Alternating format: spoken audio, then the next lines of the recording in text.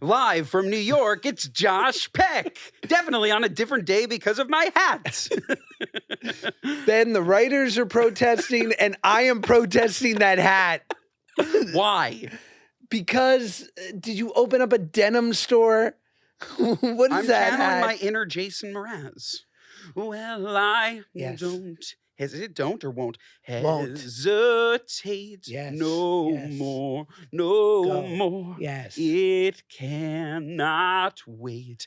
I'm I'm sure there's yours. no Oh. need to Yes. complicate. I'm not done. Our time wanted more anyway. is short. This is our fate. I'm I'm yours.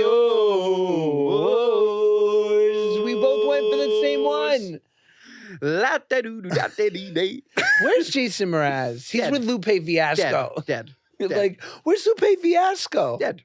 I miss these guys. Dead. They need to be around more. Yeah, they all just like went with Tupac and they're all having a better life somewhere. It must right? be. They all faked their own death and just bounced. I heard Lupe Fiasco was studying to be a samurai. Really? Yeah, which tracks? That's cool. Yes. That's cool. Get your money and then do something like cool. Agreed. Not just like spend it on dumb shit. Like go have the financial security to do whatever the hell you want Yes. anywhere and don't care who sees it. I do think it's dope when people walk away, and so few people can. So few people can. Yeah. Because you're just taken by the greed. The greed, the ego, like that's why no one can walk away from show business. So hard. They just take every bad reality show until they're like in assisted living. Because what else are they going to do? They can't go work at Home Depot. They should. Will that be you? I hope not. It's my greatest fear. If somebody cuts you a check today for $50 million. Done. Out. Doing something else. First of all, I love this game. Okay, let's talk about how we allocate funds. Yes. I'm taking that 30 and I'm putting it with somebody. I go, listen, give me nice returns. I'm not greedy. No. We don't need any Madoff shit over here. No. I'm talking 7 to 9%. I'm not greedy, 7 to 9%. That's not greedy. 5%. It's slightly aggressive. a little. It's aggressive adjacent, but this isn't Sam Bankman-Fried numbers. No, it's not. So it's like, give me 7. Okay, let's say 7%. 7% on 30 mil. You know how much that is? It's a great scratch, about 2.5 mil. 2.1. Pay capital gains on that. It's quick math.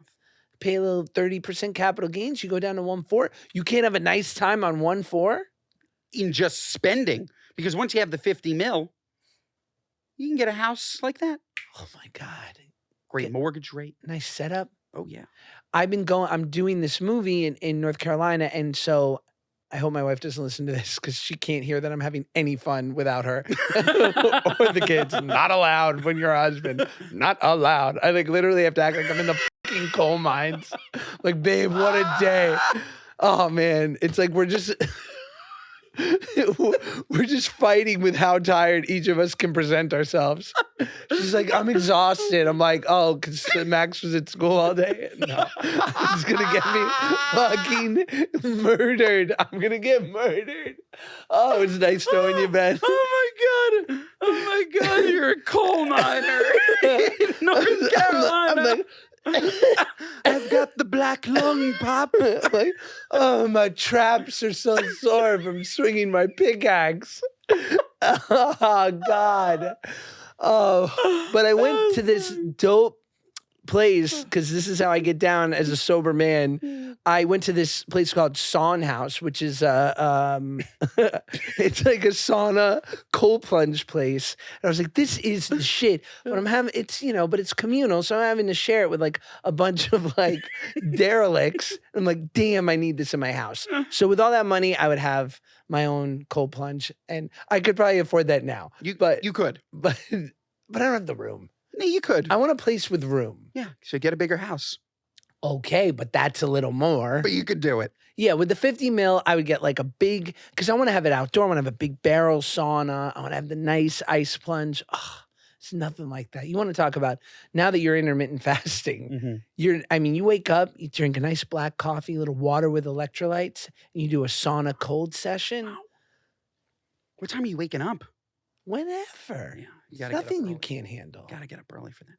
Sidebar, and then I want to jump right back to this. At what point in your weight loss journey were you able to cross your legs like that?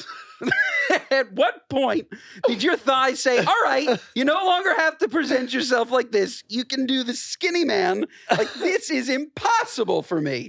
That is such a great observation. Yeah, at what point were you able to do that? I've got a deep cross. You do. I do. You have the cross of like a really, really, I don't know, thin woman in Hollywood. Yes, I've got the cross of like an Italian tailor. It's amazing. Yes. I worked on it. You did. It was important to me. Yeah, I mean, this is just like I'm going like this, my leg falls asleep. I'm going like this, my leg falls asleep. But if I had it just tucked, all right, I'm going to try. It feels so like this feels awkward to me. This feels very like hyper masculine. Can't sit like that. can't I have do to this. cross something. I feel like I'm waiting for like when the rest of my friends from West Side Story to come and tell me Yeah. we're going to a brawl. Yeah, exactly. Mhm. But body language is important, For sure.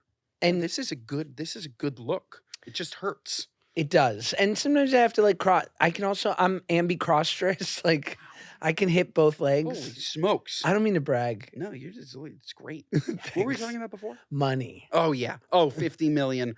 What you do with it. Yeah, I love thinking about that. You? Oh, what would I do with the money? Big house. Agreed.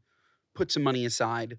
Let Big somebody. house where? Big apartment and then maybe a house in the country? Big. Yeah, that sounds nice. Yeah. I like that. Two homes. Perfect. Country, city. Money away. Make a return on my investment so that I don't need to work. Continue to live off of the money. And just buy everything for everyone I love. Yeah. That's really what I want to do. I watched like such an emotional video this morning. I don't know the player. I don't know the team. Saw it. You saw it. This guy just got drafted, 21st pick, NFL draft. Right? It was the NFL? Probably. I think so, because I don't think there's other drafts. NFL draft. And the first thing he says is, Mama, you're done working. Put in your 2 weeks. I'm paying. It's done. You're done. I'll cry right now. And it's just like, how amazing must that feel? Like, all I want to do is I'll buy you a house. I'll buy like, if I have the money to buy people houses, I'm going to buy people houses. Yeah. And why do people have money and not buy their friends' houses? What's wrong with you? I would just be hitting people. I would literally make it a point to make everyone stay every day. Yeah, why not? Just throw down $100 every time I walk into Starbucks or wherever. I know you don't like the tip jar at Starbucks, Terrible. but these are frontline workers. These people, they deserve big ass tips. Great. So I'd rather buy them a car. Yes. Completely separate from that dumb fucking iPad that makes me tip for no reason. It's not even, Starbucks is But the it's- least of the problems. You'll go in I don't know, buying a t-shirt Yes. and they flip it around. The program allows you to tip. I do see that. But I am becoming more gregarious with my tipping. And specifically, and I've had friends who've worked at Starbucks. That string is still there. It is, right? It's so and- annoying. Dad's Where- gonna come over. Where is it? Get it for me. Please get it for me. Get it for me. Get it for me. Wow. Hold on. No, Better? it didn't make the hat better, but there's not a string there anymore. I've had friends who've worked at Starbucks. Working at Starbucks, respectfully, sucks. It really, like, you want to talk about you're a frontline worker. Most of the time you're working minimum wage. It's shit. Like, you are dealing with some of the worst personalities of people in the world. This is not a reflection on the company. Like, shout out I love Starbucks, but it is a rough ass job. So if you're going in, I'm going to say this, and I might get dragged. I've been getting dragged. If you go in there and you can afford a $6 latte or whatever your expensive drink is, and you're not like doing Folgers at home with your drip coffee maker for an 80-cent coffee, if you can afford a $6 one, put $1 in. Why, though, respectfully, is that my problem? Doesn't Howard Schultz have enough Yes. money to just give them more money? Yes. Double everyone's pay, and they're still fine.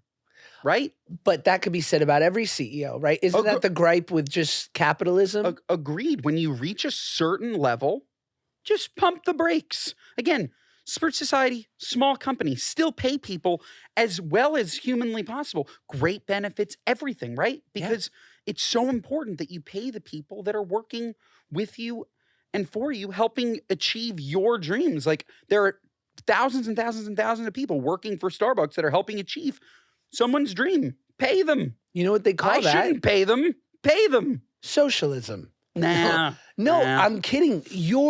Ben, There's a hybrid. You are 100% right. And this is the issue that CEOs make astronomical hundreds of people at the C-suite level are making ridiculous money compared to the daily workers. But they should. That's fine. I have no problem. But there should be somewhat of a slight leveling of the scales, you might say. Isn't that what you're inferring? No, I'm inferring that these companies don't need to make the profits that they're making. They don't need to be just continuously thinking about expansion. How many more stores can I open? How much more money can I make? How much more can I do? Just take some of your profits and put it back into your staff. But that's the disease, babe. That's Wall Street. Yeah. I'm not trying to take away any bigwig salaries because that's the thing about capitalism that I love. That person also worked really hard and smart to get to a place where they can command a sickening salary. That's not anybody's fault, right? But it is the fault of the company that makes unbelievable amounts of money in profit that they could throw a buck or two back to the employees. That's what I'm saying. I couldn't agree with you more. That's what I'm saying. I think it needs to happen. I think it needs to happen too. Guys, having a ready-to-eat meal kit delivered to your house, I understand. It might be new. It might be something that you're a little bit unsure about because you've heard them advertised before. You're like, I'm just not sure it's for me. Well, let me tell you, Factor is for you because it's for me and I am you. And during this prime spring season, you need wholesome, convenient meals to energize you for the warmer, more active days. Summer's coming. It's literally weeks away. And regardless of what your goals are or whatnot, you're always going to benefit from having easy, delicious, healthy meals that are right there, that are quick, and you can take all the thought process and all the stress out of planning your next meal. And that's what makes Factor America's #1 ready-to-eat meal kit. Are you too busy to cook this May? Well, with Factor, you can skip the trip to the grocery store. Skip chopping, prepping, cleaning up too. Cleaning up, worst part. Come on, right? Because with Factor's fresh, never frozen meals, they're ready in just 2 minutes. So all you have to do is heat and enjoy.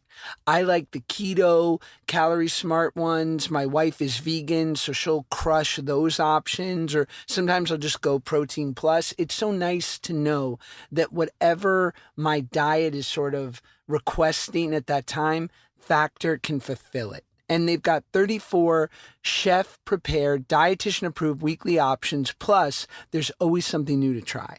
And you can round out your meal and replenish your snack supply with an assortment of 45-plus add-ons with, maybe you're into breakfast items like apple cinnamon pancakes or bacon and cheddar egg bites. And if you want to budget this month by cutting back on takeout, get Factor instead.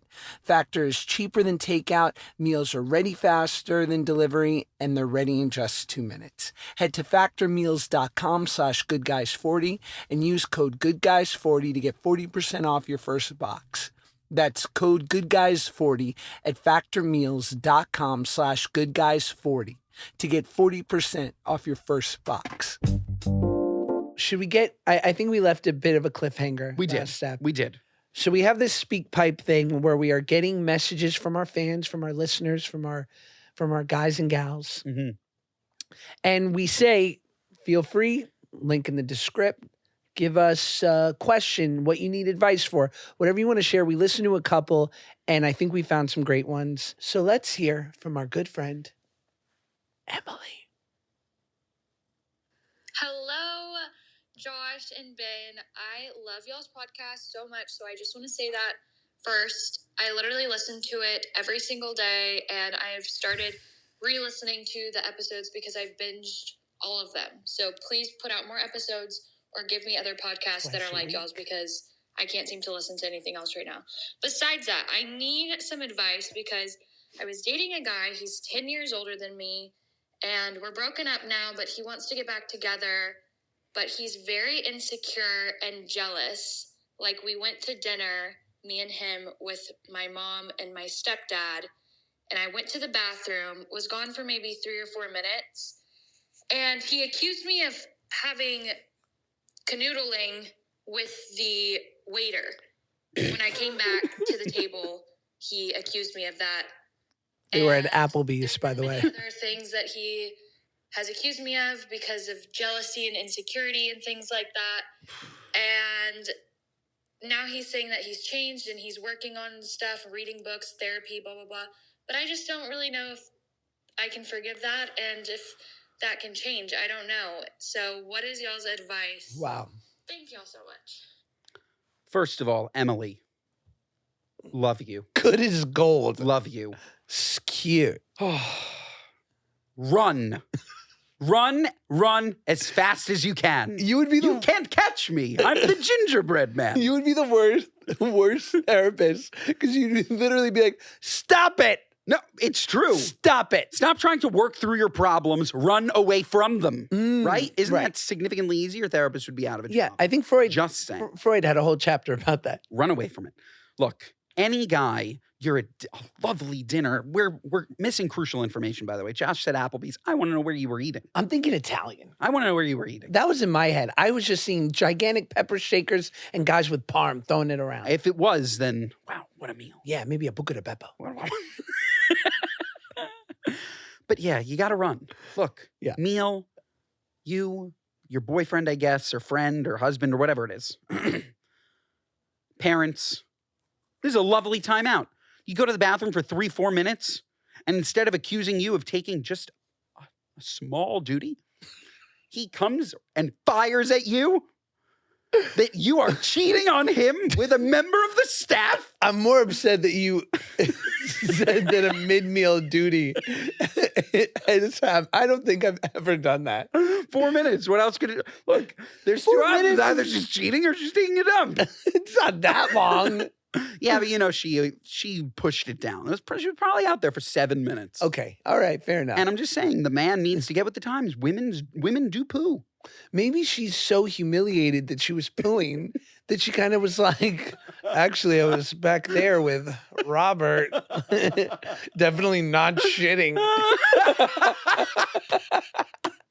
That's funny. But yes, run, because if he's jealous about stuff like this, it's not going to get better. Yeah. That stinks. It Stinks. Trust your wife. By the way, the other thing that we don't know from her, is there a reason for him not to trust her? Sure. We don't know that. We were given no backstory. So what I will say, again, and then I'll flip it over to you. If there's a reason not to trust you, this is a different story. If you've cheated in the past, I don't know your history. If there's no history of that, the guy's a Looney Tune. Run for the hills. I couldn't agree more, and I think it's well said. I think it's slightly delusional. That's the part. Like, to be jealous of something that could be possible is one thing. I still think, I don't know how you feel about jealousy, but my wife can attest. I'm like anti-jealous because I feel it bubble up in me, and I think it's such a deplorable personality trait. Me too. That I shove it down so hard that I'm literally like, go do your thing. I have no fears and no interests. And I do truly believe that because I know that people are who they are. And if you're with a cheater, cheaters gonna cheat. Cheaters gonna cheat. Cheaters gonna cheat. Mm-hmm. Agreed. Yeah, jealousy's terrible. Shout out Tom Sandoval. It's a true disease. Yeah. Right? Shout out Tom Sandoval. How about that Cheaters seg? gonna cheat. How about that, Seth? That was great. You're welcome. That was great. I guess what is this thing called? Speak pipe? Speak pipe. We I can come guess back to it. Yeah, we go speak pipe, Vanderpump Rules. Love it. Maybe a little speak pipe later. So, did you watch the most recent episode, or would you like me to recap you? Please give me the recap, Andy. So now we're into this part of Vanderpump Rules where all of a sudden the Tom, Ariana, Raquel drama is happening live. Yes. And we are seeing Tom and Raquel sleeping at Tom's house while Ariana is at home crying over her dead grandparent that died that day. Hold, please. So she hasn't found out that Tom has cheated No. yet. But Tom was allowing the cameras to see that they were. They told people, and they thought that it like wasn't weird if they just like said it. He's like, yeah, you know, me, Schwartz and Raquel went in the hot tub last night. And then she slept over, but she slept on the couch. And then you see Ariana say, oh, why didn't she use an upstairs bedroom? And it's like, what is going on here? Craziness. Crazy. And if you're going to lie, if you're cheating, wouldn't you make yourself look good and say, I took the couch? I mean, you're still cheating, but you might as well lie and make yourself look good. There were so many red flags. Tom was at this barbecue somewhere in upstate of. Do the Californians call it upstate? We don't. You don't, right? Uniquely New York. It's uniquely New York. Uniquely New York to say upstate. You know that's a vocal warm up. Unique New York. Unique New York. Unique. You know. Unique New York. You know you need unique New York. You know you need unique New York. Right. Wow, that was pretty good. Really good. Somewhere upstate, probably the desert, right? I guess that's your version of upstate. Well, upstate, you think San Francisco. San Francisco. Oh, true. That's more cross state, whatever. He was somewhere 2 hours away. Desert, Joshua Tree, from Palm Springs. From his wife. Ariana calls him. Are they married? No. Just long-term partners. Yeah. Ariana lets him know, my grandmother just passed away. Can you please come home? And he said, oh, shit. My ride just left. I'm so sorry. And then Lala comes in and confronts and says his ride did not leave. He just stayed for 2 hours when his long-term partner needed him the most and was grieving. So needless to say, craziness. There's all these like, you know how they do those like interviews? Like they'll show like a clip from the show and then confessionals. Mm. And it'll just like, they'll ask them questions about each other, and it's just so apparent that they're cheating. It's crazy. It's crazy. Wow, I can't wait to catch up. Yeah, it's pretty good. I'm enjoying it. That's the thing about cheating too. And in no way does the act of cheating, like the physical act of cheating, is there any excuse? My wife assures me of that. But but it's, you know what's almost as hurtful or more hurtful are things like you just mentioned, right? It's like the lies, the disappointment around. First, I think that it kills someone to find out that you've, like, my wife says, like, it's almost worse to know that you've been talking about our relationship to someone else, right? Like you've broken that intimacy of like what we thought was just between us. And I'm just telling you an example. Thank God, Baruch Hashem, this has never happened between my wife and it never will. All right, don't try me. And so it never will. But like my wife and I have this like, we have such a close, deep bond. And to know that she was talking to some arena football player in the throes, you know, at a high-end Marriott after like some crazy canoodle session about like, you know, Josh doesn't lift the toilet seat or like, you know, whatever, like that I chew with my mouth open, that would hurt. And I think that people feel so, I mean, it's the act, which is a betrayal, but it's all that extra shit that's like the real thing that makes it so hard to come back from that. It's so terrible. Yeah. I think it honestly is the worst thing you can do. It is. The worst thing, especially if you're married, you have kids, just do the honorable thing. Man the fuck up and divorce the person. If you don't want to sleep with them, it's very simple. Leave, right? Like it's so sad. I can't understand it because there are two reasons one would cheat, you'd think, right? One, you're a scumbag, or two, you don't love the person anymore. Sure. If you're a scumbag, scumbags are going to be scumbags. Right. You don't love the person anymore, then tell them it hurts, it's hard, stinks to hear, but there's nothing wrong with getting a divorce, right? Like it's the honorable thing to do. It's very, very sad. It's far sadder to cheat. I never understood it. I personally never understood it. No, I agree. And I think what stops people is that they reconcile or they rationalize like, well, I don't want to disrupt this whole ecosystem, right? You have to. That's what I think a lot of people go, we got the house, we got the kids, we've got like the little American dream. Yes, our relationship is loveless. And yeah, here and there, I got to go hook up with Nancy from HR. But like, other than that, I'm making this thing work. And it's like, no, you're not. And by the way, and I've had friends, I have one friend in particular who wrestled with this idea of like, I don't want to break up the house for my kid. And I was like, do you think your kid's not hip to the energies going on between you and your wife? And like, kids are really, really smart. Yeah. They pick up on this stuff. What about introducing the idea of a throuple prior to cheating?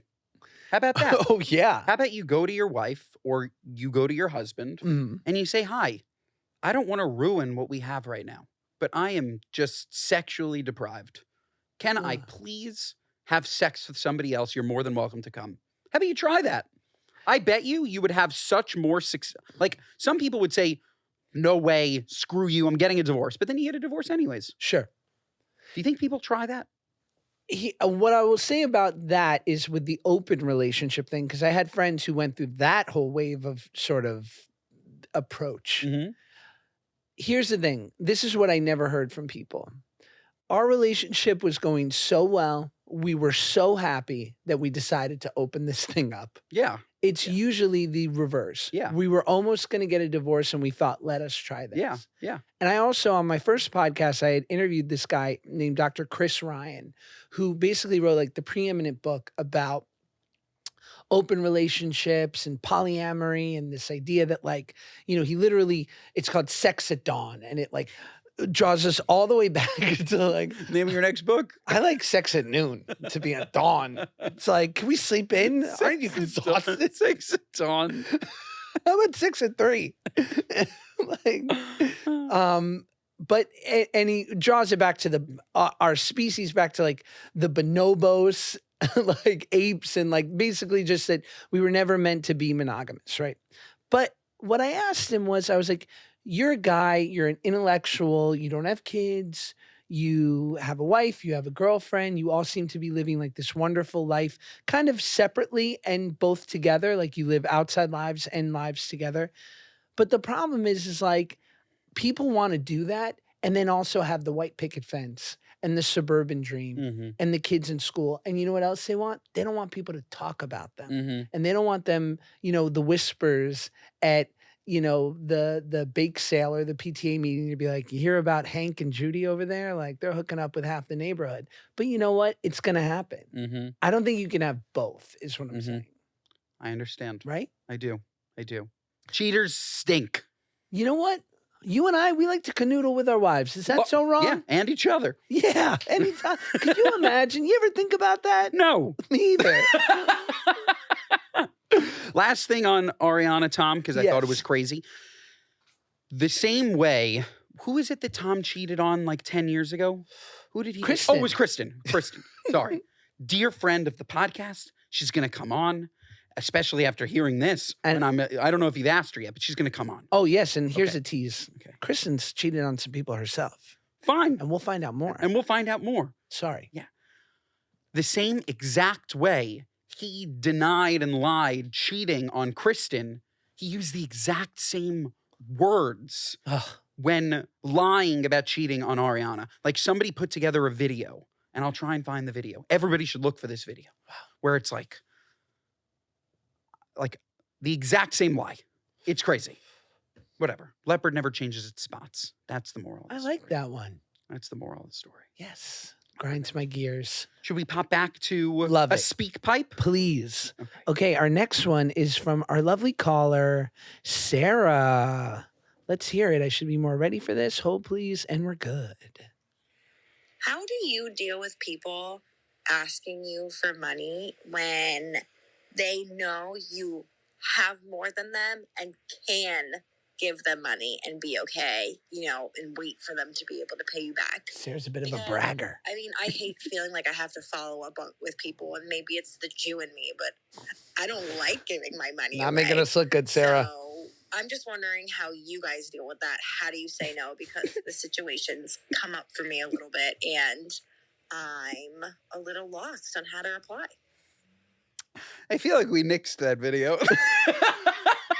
That said, now that it's aired, the Jew in me, what are you doing pushing anti-Semitic tropes? Yes! Come on. Troping it up. Come on. That said, if you can do it, lend your friends money and stop being an asshole. But don't expect it back ever. Ever. It's a gift, it's Agreed. not a lend. 100% agreed. Yeah. 100%. But if you have it and they don't, at least for me, if somebody ever comes to me for money, which has happened, I will give them money. Yeah. I'll ask them what it's for, just so I can understand like the severity of what's going on. I certainly don't want to give you money to buy a TV. Sure. But if there's some issue, maybe funds aren't coming in as quickly and you're late on a credit card, or like there's something going on. Now, don't come to me for money, people. Because one, I don't have enough. And two, I don't know you that well. He's reinvesting. But a dear friend comes to me. I'm sure you're the same and needs something. Yeah. No problem. There is a tier to good friends where the money could go high. But for me, I'm like capped. Like I have a cap because again, you have to, when you give money, you have to assume you're never, ever going to get it back. Sure. And so you give it as a gift, and whatever that number is for you, if it's $100, if it's $1,000, if it's $2,500, where you're like, this'll hurt, but I won't see this person and hate them with my entire being 100%. if I never see this money. Agreed.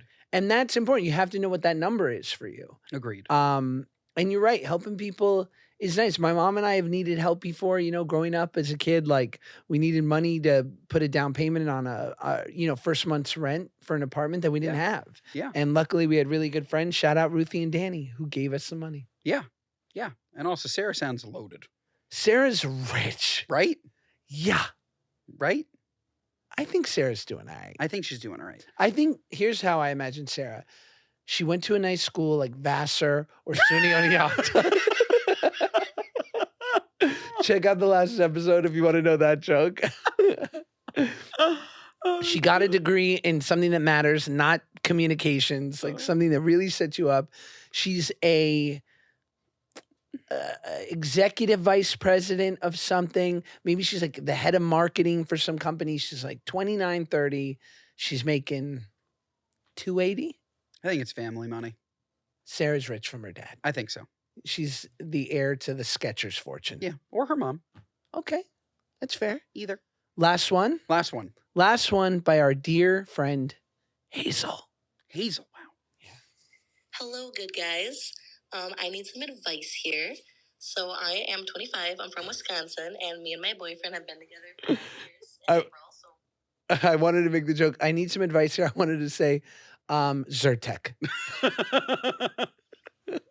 Mucinex. It's so fucking mean. Okay, sorry. No, it's just the Wisconsin. Yeah. Okay, we'll start this again just in case you want to cut out how mean I just was. You were too mean. Hello, good guys. I need some advice here. So I am 25. I'm from Wisconsin, and me and my boyfriend have been together for 9 years in April, so recent. And my sister recently got engaged, and so everyone's on us about when we're going to get engaged. And if I'm being honest, I keep telling them, I'm not a big wedding person. I'd rather just elope and have a party, like small party with friends and stuff.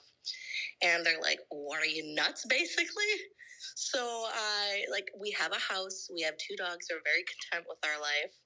And I personally don't think I would be happy and get a lot out of a wedding, and I'd be wasting a lot of money on something I wouldn't be happy about. So I guess I need some advice here. Am I nuts for not wanting a wedding? And do you think I would regret it? Should I double check into my thoughts here? So excited to hear what you'd have to say. Hazel. Love her. Love her. I just love the Scanies. Yeah. Call them the Scanies? We should. Yeah, I think so, right? Yeah. Wisconsin. She was great. Loved her. You want to go first? You want me to go? You go. Okay. I, again, am missing a lot of information. I need to know who would be paying for this wedding. Right. Is this a gift? Is the wedding a gift? Are your parents coming together and they want to shower you with this present? If that's the case, it is the single most important moment in your parents' life to watch you get married. I think it's so amazing for them to see the child that they raised find a partner and they get to enjoy it with their friends. Like weddings, overratedly, are not for the bride and groom always.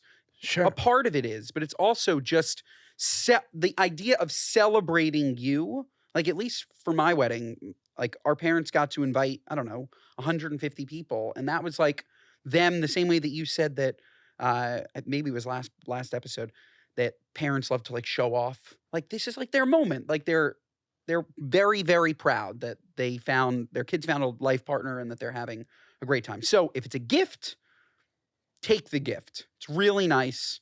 You'll have a great time. You'll collect a lot of checks. And you didn't have to outlay for any of it. So it's a win-win. If you are paying for this wedding outright and money is something to consider and you're very, very happy with your house, your dogs, your husband, I think a small wedding. I think you should still celebrate your love, but you don't have to do it in like the craziest way imaginable. I would still do something. That's my personal opinion. Yeah, I think it's interesting. My wife and I recently had a talk about this, and we had a smaller wedding, like just around 100 people. And we both said that had it not been for her family and my mother, who I think very much wanted a wedding, and our wedding was perfect and lovely and like modest, but great, I think we wouldn't have done it. I think that we would have maybe just had kids, or we would have maybe had like a small, maybe like a courthouse thing, and then just like a dinner with 20 people, 30 people. But it was like always in the cards. And I agree with you. I don't think anyone should ever go into debt. No. Or No. if it's between a wedding and a house, like a down payment on a house, go for the house. Yep. And I just wouldn't feel, again, like that pressure that families put on people. I mean, it is such an endeavor for, my wife and I, she has 3 siblings, and sometimes we'll talk about like her siblings who are taking their sweet time, like one day when they'll, hopefully get married and find someone great. And we all, like my wife and I, will get stressed just talking about it, because the moment it begins, like as soon as the aftermath of the excitement of the ring on the finger, which lasts about 36 hours, you go into planning mode, hard body karate, and people change. Mm-hmm. And it becomes you are in a whole new world. Like nobody tells you that. Short engagement, short engagement, short engagement. Short engagement. Yeah, I think so. Just get it done. But then you're married forever. I know, but if you do what you're talking about, I think really creeps in when you have like a 18-month engagement. I feel like, I don't know. I mean, my engagement was about 14 months, but I liked it. Fiancé. It's nice. My fiancé. Yeah, no, I understand. But say it with me. fiancé. It's fun. It is. But you're just like, get it done. I think so. I think that having too much time to stress and plan is what pulls families apart. Yeah, it's a lot. I would like to know the amount of people, because sure, there's a percentage of the population gets engaged and breaks it off before.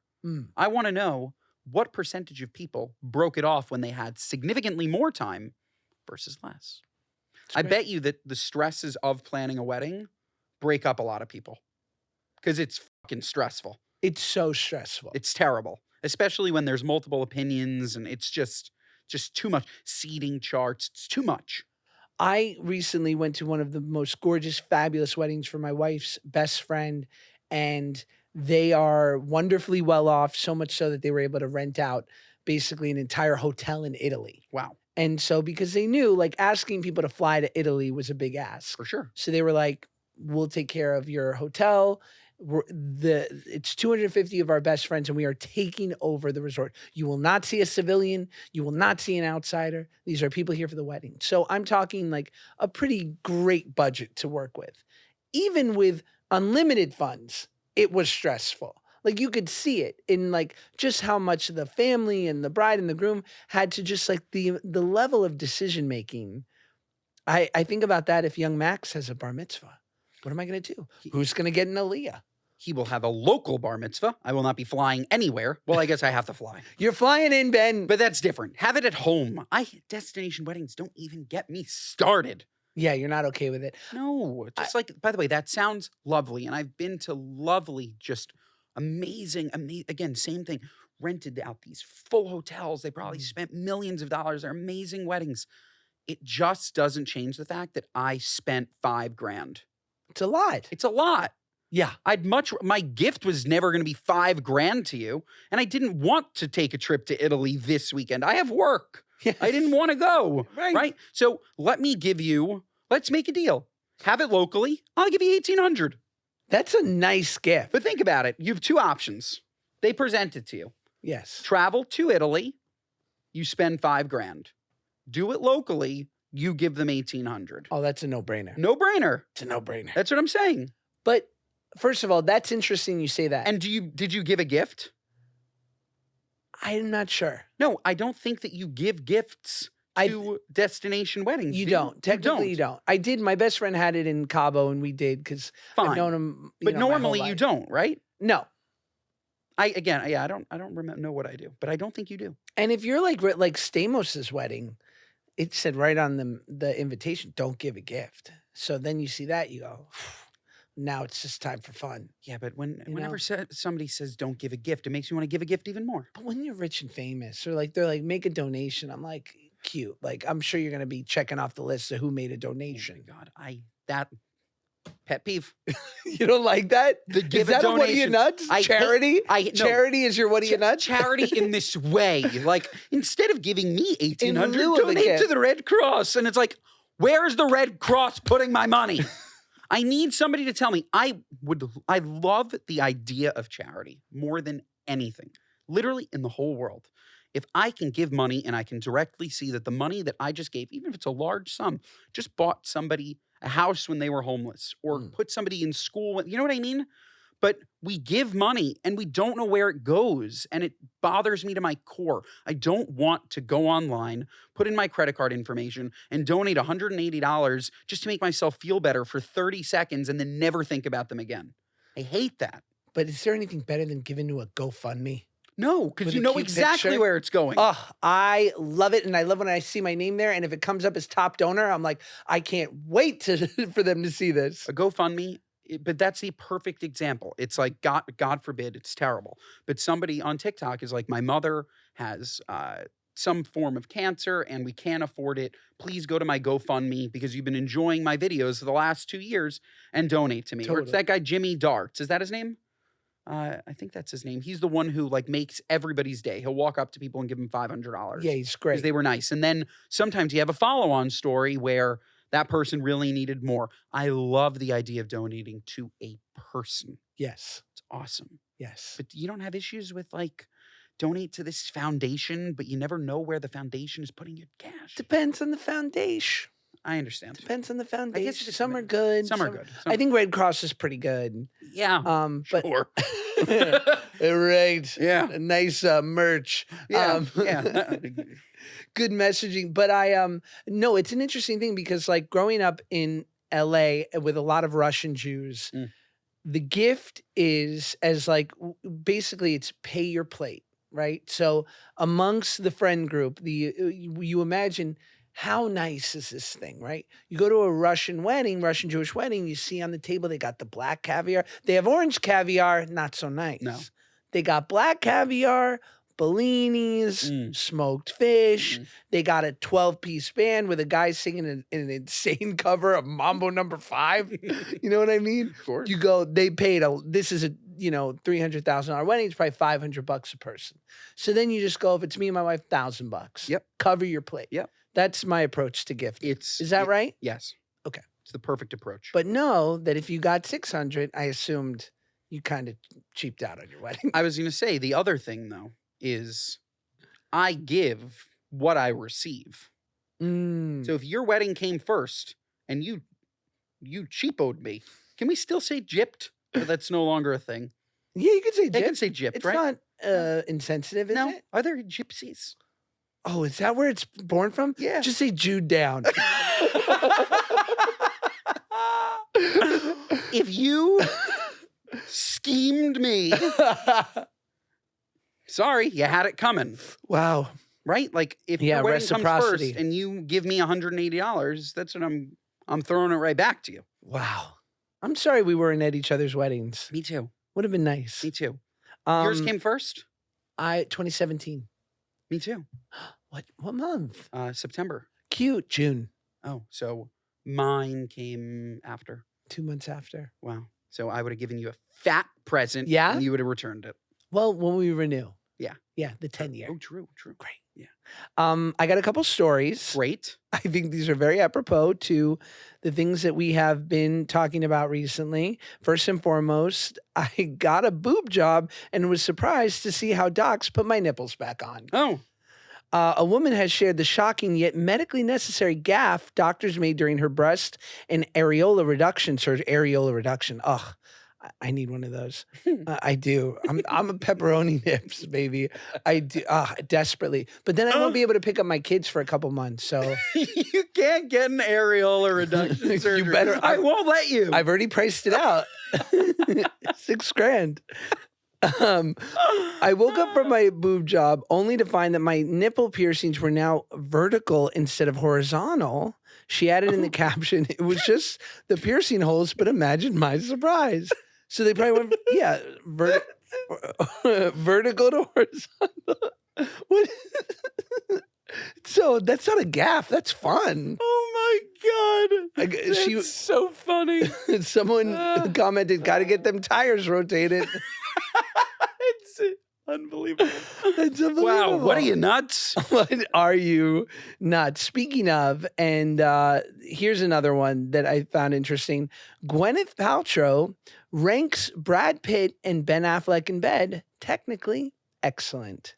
Gwyneth Paltrow dished on Wednesday about her previous relationships, revealing who she thought was best in bed. And she said, I had a lot of development to do. Coop creator, just give us the highlights, New York Post. Jesus. Paltrow said that of the two men, Pitt was the more romantic and the better actor. Ouch, mean. Wow. While Affleck was the funnier one. Mm. You definitely want to be Brad Pitt in that scenario. I'm sure J-Lo is thrilled with this news this morning. Yeah. It's just so interesting talking about exes like that, like so publicly. That said, Ben Affleck. But she goes on to say, Paltrow says Brad was like the sort of major chemistry love of your life kind of at that time. But Ben was technically excellent. You want to be Ben. You want to be Ben. You want to be Ben. Be Ben. By the way, I would, if I could pick between being the two of them, I pick Ben. Why? Say more. I just think Ben's cool. Like, there's just something cool about Ben. Yeah. Like I don't know. Actually, there's something really cool about Brad. Yeah. Yeah, I want Brad Pitt. Dude, Brad Pitt. I don't know. Brad Pitt. I'd Brad Pitt. Smokes American Spirits. I don't want to speak out of school, but my friend is his stand-in sometimes in movies. And he's like, Brad will just come out of his trailer. He'll be like popping peanut M&Ms. And I was like, that's my favorite kind of M&M too. Wow. He's just an everyman. He's an everyman. Isn't he? An American spirit. That's good. Smoking stogs. And yeah, but I think Ben Affleck smokes a lot of stogs too. Remember that classic meme? Yes. The meme. It's so good. So good. Ben Affleck scares me. Yeah, but like in the best way. I don't know. Yeah, like they're both amazing. By the way, good job, Gwyneth Paltrow. Crazy good. Those are like, come on. The three of them are just major forces of nature. Ben's an incredible director. Brad Pitt's iconic. Gwyneth Paltrow is a hell of an actor. They're iconic. That is a throuple. Oh wow. Whoa. Could you imagine? No. Too much. I wouldn't mind imagining sometimes. This is an interesting one. Keith McNally. Adele looks like Cruella de Vil with her overdone makeup in her carpool karaoke with James Corden recently. The Balthazar owner took to Instagram to once again slam the Late Late Show host for his inauthentic performance, but dragged the Hello Singer's appearance in the process. Now, spoiler alert, this Keith McNally, he's no great looker. I was going to ask, who's Keith McNally? Remember the story where James Corden went to Balthazar and apparently was rude to some of the staff, and the owner of Balthazar, the restaurant, and yes, basically came out against Corden, maybe rightfully so to a certain extent, and was like, "You were incredibly rude. I didn't appreciate that," which was like, okay, maybe speaking up for his staff. I think Corden did the right thing and apologized, whatever he was going through at that time. But listen, Keith. You got a face like that. You're going after Adele, first of all, a generational talent. Generational. And stunning, beautiful person. I'm like, that's so low. Solo. Can't drag Adele. Unbelievable performance. She's dragless. That said, it is very sad that today's generation hears hello and thinks it's me instead of hello, is it me you're looking for? Because Lionel Richie. Lionel. I was on the Toast like last week. We spoke about Sophia Richie's wedding. Lionel performed. Can you imagine? That's nice. Sorry.